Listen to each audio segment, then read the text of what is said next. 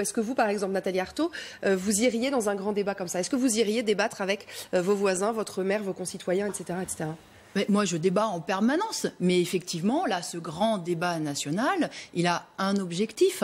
D'abord, on voit qu'il se résume aujourd'hui à un one-man show présidentiel en continu. Plus de 310 000 contributions sur le site, c'était les chiffres d'hier matin. C'est quand même, je veux dire, les Français s'en saisissent. On voit aussi que le président de la République sature les médias. On ne voit que lui, on n'entend que lui. Bon, maintenant, débattre, moi, je pense qu'effectivement, beaucoup ont envie de dire ce qu'ils pensent. Et si ce mouvement, vous parlez aujourd'hui de rassemblement minoritaire, certes, mais en réalité, il reflète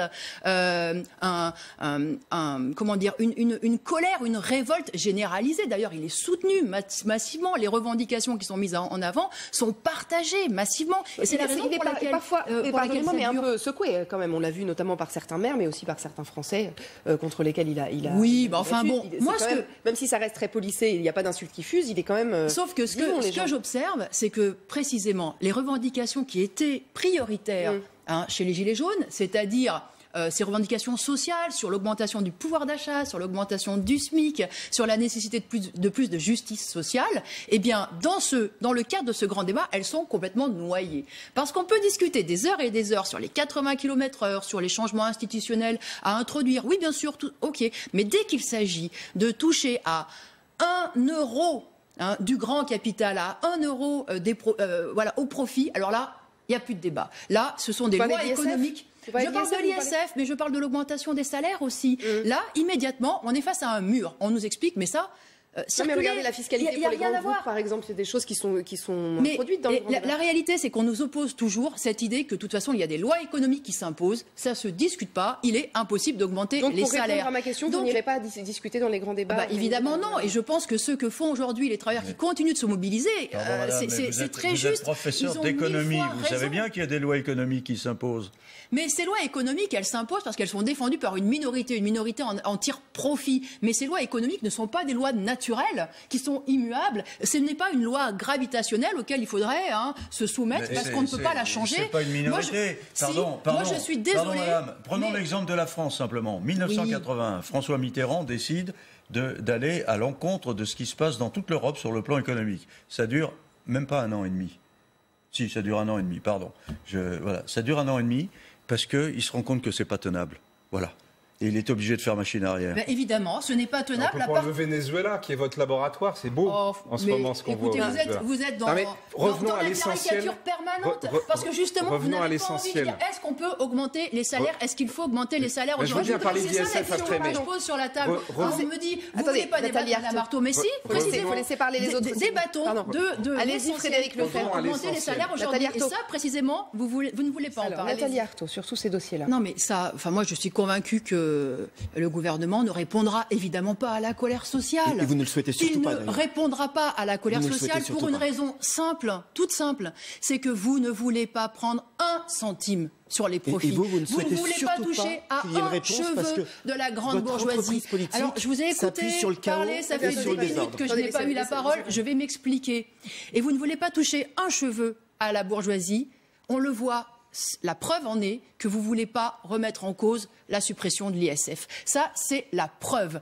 Et quand vous parlez de manque de transparence, oui, bravo, moi je suis tout à fait d'accord, il y a un manque de transparence, mais pas que sur les dépenses publiques, pas sur les comptes de l'État. Il y a un manque de transparence sur l'argent qui dégouline dans notre société. Parce que votre gouvernement et Macron conduit le grand débat en expliquant qu'il n'y a pas d'argent, dans les caisses de l'État, qu'il faut trouver la décision sur les GAFA, des économies. Mais ce n'est pas vrai. La décision sur les GAFA, d'aller leur demander de payer des impôts mais c'est microscopique. Ce qui est proposé, c'est simplement c'est un truc pour voilà, regardez, on essaye de faire des choses. Ce gouvernement ne fait rien et il ne veut rien faire. Voilà, moi j'entends ce discours tout le temps, voilà, il n'y a pas d'argent dans les caisses, etc. Vous avez vu qu'il y avait 26 personnes qui possèdent autant que l'humanité dans le monde. Vous avez vu qu'aujourd'hui, il y a des multimilliardaires qui se payent un billet pour faire le tour de la Lune en 2023. Et vous nous dites, vous, ministre qu'il n'y a pas d'argent pour résoudre les urgences hospitalières qui sont saturées, il n'y a pas d'argent pour la psychiatrie, il n'y a pas d'argent pour la justice, etc. Il y a de l'argent. Mais l'argent, il faut effectivement aller le chercher dans le grand, dans les caisses du grand patronat. Et c'est l'objet sans doute de ces débats, des cahiers de doléances. D'ailleurs, il n'y a pas que le grand débat national, il y a des cahiers de doléances dans les mairies, de dire comment répartit-on. Peut-être que l'État vit au-dessus de ses moyens. Mais justement, la question c'est toujours comment répartit-on la misère. Comment est-ce qu'on repartit l'argent de l'État? Moi, je pose la question.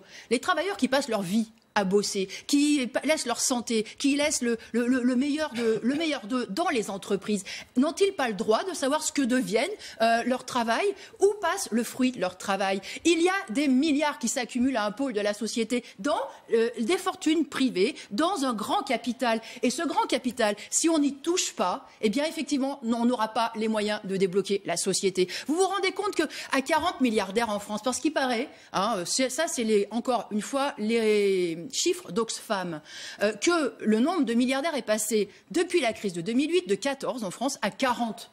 À 40, ils possèdent quasiment l'équivalent du budget de l'État, à 40 personnes. Cet argent, il est inutilisable. On ne peut même pas le contrôler parce qu'il appartient à quelques personnes. Alors ils ont le droit d'en faire ce qu'ils veulent. On ne peut pas le réquiisitionner, alors même que la société elle en aurait un besoin urgent. Il faut donc réfléchir à un autre modèle social. Voilà. Mais il faut mettre en cause ce grand capital. Moi, je pense que les travailleurs, ils doivent viser effectivement le contrôle sur les comptes du grand patronat. Cette rengaine-là, on l'entend depuis Frédéric toujours. Lefebvre. Mais c'est pour ça qu'on s'en sort pas. C'est le même disque C'est pour ça rayé. que la société, elle est très riche. Moi, je et en même temps, on s'en sort de la catastrophe.